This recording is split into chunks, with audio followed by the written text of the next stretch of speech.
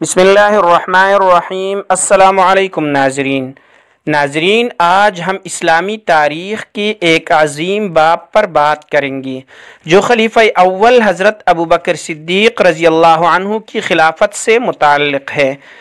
یہ ایک ایسا دور تھا جو چیلنجز اور کامیابیوں سے بھرا ہوا تھا اور اسلام کے استحکام کے لیے ایک مضبوط بنیاد ثابت ہوا۔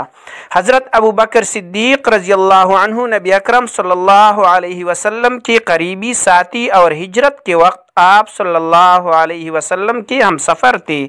آپ کا اصل نام عبداللہ بن ابی قحافہ تھا، لیکن آپ کی سچائی اور دیانتداری کی وجہ سے آپ کو صدیق کا لقب دیا گیا۔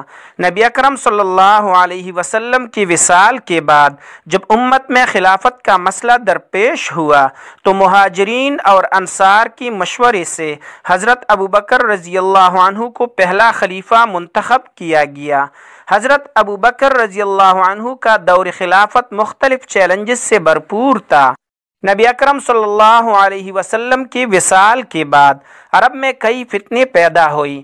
کچھ قبائل نے زکوٰۃ دینے سے انکار کر دیا، کچھ نے اسلام چھوڑ دیا اور کچھ جھوٹے نبیوں جیسے مسیلمہ کذاب نے نبوت کا دعویٰ کر دیا۔ ان تمام چیلنجز کا سامنا حضرت ابوبکر رضی اللہ عنہ نے انتہائی حکمت اور جرأت سے کیا۔ آپ نے سب سے پہلے ان قبائل کے خلاف اقدام کیا جنہوں نے زکوٰۃ دینے سے انکار کیا تھا۔ آپ نے واضح کیا کہ اسلام کی کسی بھی حکم سے انحراف برداشت نہیں کیا جائے گا۔ آپ نے ان قبائل کے خلاف کارروائی کی اور انہیں اسلام کی اصولوں کی پیروی کرنے پر مجبور کیا۔ مسیلمہ کذاب، طلیحہ اسدی اور سجاع جیسے جھوٹے نبیوں کے فتنے کا خاتمہ بھی حضرت ابوبکر رضی اللہ عنہ کی دور خلافت میں ہوا۔ خاص طور پر یمامہ کی جنگ میں مسلمانوں نے مسیلمہ کذاب کو شکست دے کر اسلام کی سچائی کو ثابت کیا۔ حضرت ابوبکر رضی اللہ عنہ کی خلافت کا سب سے بڑا کارنامہ قرآن کی حفاظت تھا۔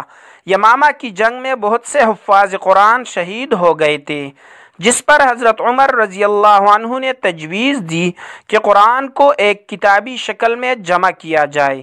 حضرت ابوبکر رضی اللہ عنہ نے اس اہم کام کی نگرانی کی اور زید بن ثابت رضی اللہ عنہ کی سربراہی میں قرآن کو ایک مصحف کی شکل میں محفوظ کروا دیا۔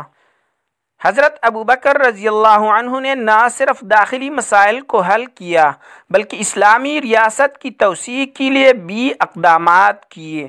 انہوں نے روم اور فارس کے خلاف مہمات کا آغاز کیا، جنہیں بعد میں حضرت عمر رضی اللہ عنہ کے دور میں مکمل کیا گیا۔